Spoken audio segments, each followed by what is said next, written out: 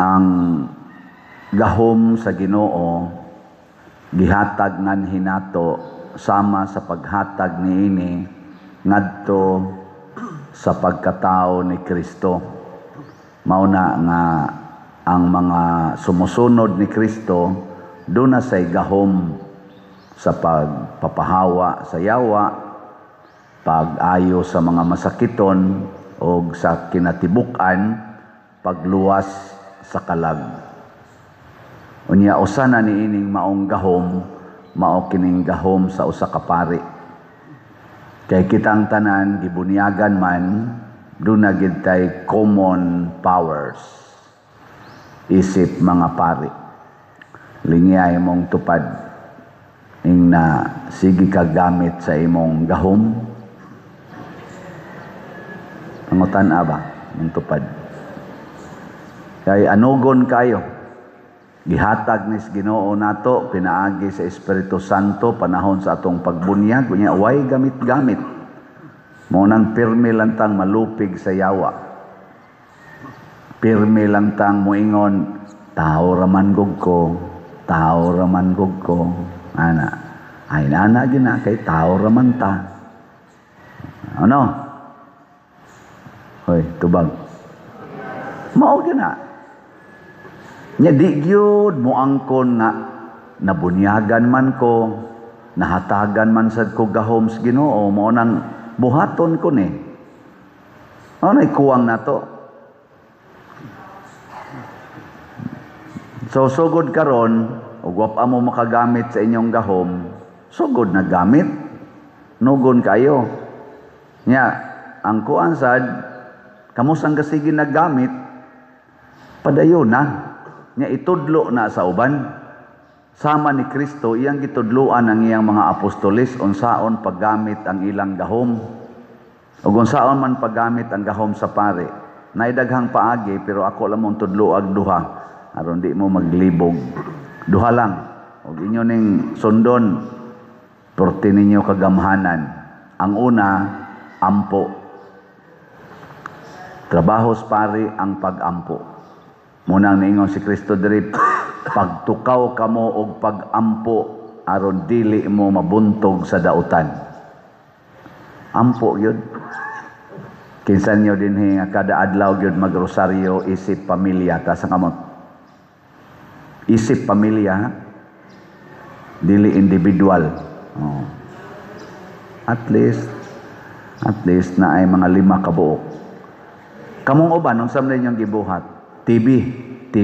Sige tanaw entertainment or trabaho. Sige trabaho. Sige panglimpyo, sige panglaba, sige pangwarta.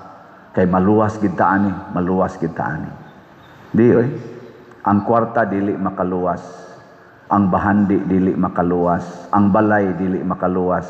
Sumagod atong paglinog, gibiyaan ang balay nga nang liki. So di gid kaluwas ang balay. Ang simbahan gani nga nang building simbahan karon daghang mga simbahan nato diri wa na magmisa sa sulod sa simbahan gibiyaan kay di gyapon ni makaluwas ang building. Dili kaluwas ang kwarta kadtong nangabanla sa tino naamad toy mga kwartahan kadtong nangalumos sa tino diha man sa ilang balay sila nalumos daghan sa to sila kwarta patay gyapon. Di kaluwas kana gyung ampo. Ug sa may tinuod nga ampo, dili ka nang ikay mo diktar sa Ginoo, di na naampo, panugo na sa Ginoo. Ginoo, ayuha ko. Ginoo, usbaning akong bana. Ginoo, ayuha ko sa akong sakit sa tuhod. Ginoo, papasara ko sa exam. Ginoo, makabayad ako sa utang. Ginoo, sa panadihan ka, ginansya unta ni akong negosyo. Ginoo, mabuutan tani akong mga anak. Ginoo, mausab na tani akong bana, buwagan na tani yang kabit. Ginoo, ang kaning pagkaadik sa akong anak. Pahinomdom ni in taon siya, mausab unta siya, Ginoo. Napagani uban, Ginoo, makauyab na unta ko. Ginoo, maminyo na unta ko. Yan napag-iuban, Ginoo, mamatay na unta ni akong ugangan nga magsigig libak na ako. Ginoo, di na unta ko paninglan sa akong utang. Siging diktar sa Ginoo. Yes, sakto man na nga mo pahayag kasi imong gusto, pero sundo nato ang gisulti ni Kristo pag-ampo niya. Balik-balik ani siya katulo. Amahan ko kung mahimo kuhaa kining kupa sa kasakit gikan kanako. Nya na din siya sumpay. Apan dili ang akong pagbuot kung dili ang imo maoy matuman. Pasti lang nindota na. Ginoo, ayuha ko sa akong kanser. Apan dili ang akong pagbuot kung dili ang imo mo'y matuman. Pagkaugma, stage 4 dayon.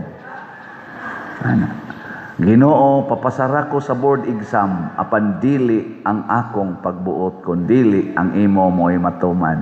Pasar dayon ka. Nya moingon ka pagbuot sa Ginoo. Di ka mangangkon, ako nagugay. Summa cum laude di ako. Nya mahagbong, hilas ko tao ninyo. Mahimo kang proud. Ginoo, mahurot na unta ning tanang raffle tickets kay perti pang daghanang raffle tickets Ginoo. May untag daghan ang mupalit niini. Apan dili ang akong pagbuot kun dili ang imo mo'y matuman. Pila may halin na to gahapon. Sus 345 ra gyud. Salamat Ginoo kay naa gyoy halin. Niabot nag 16,833 ang halin. Pagpaka na to ang Ginoo. Ang atong gikinahanglan nga halin, mga 200,000 unta ka tickets. Pero 16,800 pa. Pila pa'y kuwang. Pero, hindi lang. Pagbuot nis Ginoo. Kung saon man yun, nga mga yawanon man gining naminaw, di man yun mo palit. Kay ang ilag yung gusto, tigomon man yung kwarta. Ipalit pa lang yun unta. Pastilan. Hurot na niya. Pilar ko ng 200. Di ba? Magtanaw bitaw ko sa akong kung ay di mo kalimot ha. Kada adlaw, view, like, share sa akong kaning atong platform, YouTube channel, kaning Padriciano Ubod. Pila naman ikabok atong subscribers ron, 292,000.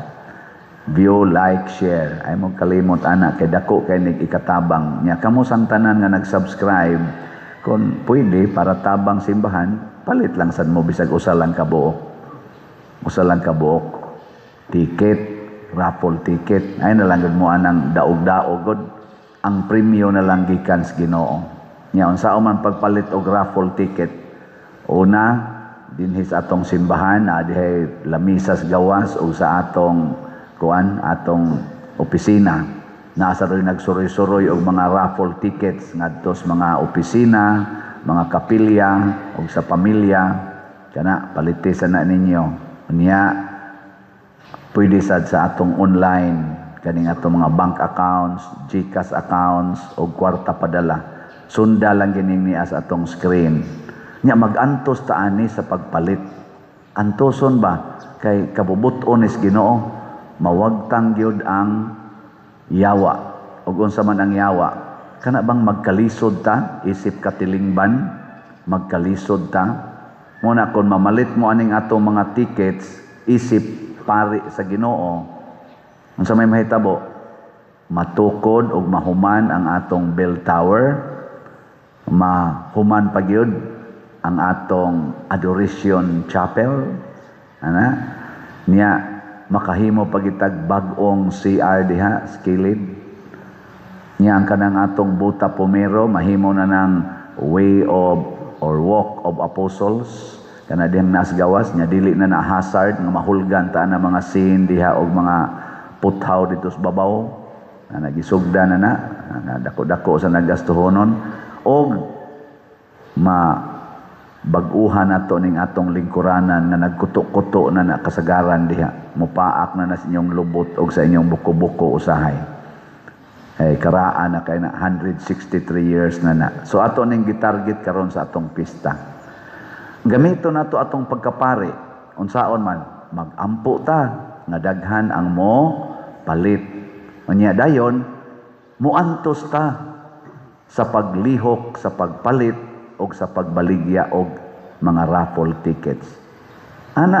Para sa katilingban kay kabubuton ni sa Ginoo. Munang moingon ta sa atong tubag sa Salmo, ania ako Ginoo, mianhi ako aron pagtuman sa imong kabubuton. Kay maunay kinaiya sa tinuod nga pari nagihisgutan diri sa atong unang pagbasa nga ang atong pangulong pari giilisa niya ang katong unang sakripisyo nga mag-ihaw og baka, magsunog og karnero, ang mga dugo sa mga hayop dili na makawagtang og sala, di sad makapapahawa og yawa. Unsa na maroy bag-o nga gihimo ni Kristo? Ang atong mapaubsanon og masinugtanon na kasing-kasing. Kana bang kamautang mutuman unsay atong commitment sa Ginoo? Kamo, parishioner man mo, online o territorial. Mopalit mog ticket, dili. Oh, naraman dahil na. Mobaligya mog ticket o dili. Kana. Kanindot, ana. Kanus aman mo mamaligya. Inig ka Agosto. Gamitono na to karon nya unya pa mo sa Agosto. Lipay sa ko kay naatay Santa Cruzan karong Sabado. Unya ang atong mga niapil sa Santa Cruzan, mga 33 tingi kabuk out of 40 nga atong gihangyo. Maintag makumpleto ginang 40 kay naaman sila i-put up, sila pay nagkuan silang gown, sila pay ning hatag og kwarta para donasyon sa simbahan. Nya sila pag mo paso-paso dito kapoy biya na. So naghimo sila sa ilang pagkapari. Kay kana sa atong Santa Cruzan, kay mga titulo man na ni Maria, usa sa nakapaagi sa pagampo ug pagsangyaw sa atong pagtuo ug pagantos. So kanang niapil sa Santa Cruzan karon, kanang mga atong mga sagala o mga rayna naka-exercise na sa ilang pagkapari. Tambungi niya na ninyo ha. Magsugod tag mga alas 4 tingali or alas 3 pasado ang atong short parade. Murag prosesyon, unya dayon anhidinhi magmisa tag alas 6 karong Sabado, unya mosunod dayon dito sa Loyo ang short program og dinner. Ang ato lang tagaan og dinner ang sagala o ang ilang kuyog, duham ti kabuk kuyog o pila ka to kabuk og ang ato mga servers. Ay lang mo pagmahay kamong uban. Ana, unsa may ihatag nato sa ubang tao? Unsa man? Tubig lang. Ana, nya igladok nila, ladok lang sad ta. Na antos ba? Antos, no? Unsa okay mo ana? O kana, mo na siya. Mo bitang ako nangandoy ko nga mahimo untang mga pari ning ato mga politicians. Adtong mga miaging adlaw, nagsesyon ang Senate, nag-walk out ang mga minority. Naaman na social media, nakita man na ninyo. Kanang nakapamalandong ko ba, nganong nag-walk out man sila? Tungod lang atong ilang argument nga kanaganing sa to, i-allow ba nga i-amend ang ilang rule about sa pagtambong sa sesyon nga ila gipropose to ni Rodante Marcolita, Senador Rodante Marcolita na atong i-adapt ang kaning online attendance. Kana ra gyud. Online attendance niya, naglalis na sila diha, naglalis-lalis, lalis-lalis, minority versus majority, ana. Unya, nag-walk out ang mga minority. Sakto katong ilang gibuhat o dili? Kusga. Dili gyud. Kitang mga taxpayers nagbayad tanila aron ilang tuliron ang ato mga balaod. Kay legislator guna sila. Anya, upper chamber pag yun sa legislator, kay ang lower house, mauman ang Congress, nya sila, higher house, 24 ra sila kabuok. Nag-walk out ang minority. Kay wa sila kauyon sa argumentation, sa reasoning sa majority, sa bagong majority. Sakto bagod na, wa ka kauyon nga normal man ginang dili mo mag-uyon na diskorte magkauyon dai na ang petitioner og ang unsa to nang usa? Unsa to nang usa kanang petitioner og Accuse ba? Kanang there is accuse ba? Dependent. Depender. Ang sa tawagan? Lagi. Kanang gi-accuse ba? Simpre mo argue yun to. Nga ang majority, kaya mo yung nag-propose, doon argumentation ang minority. O niya, sa may solusyon, kay kuha man na sila, gitawag man na sila og institusyon. Ang ila diha, kay parliamentary man ta, o niya, demokrasy sad, mag-votation ragid na sila.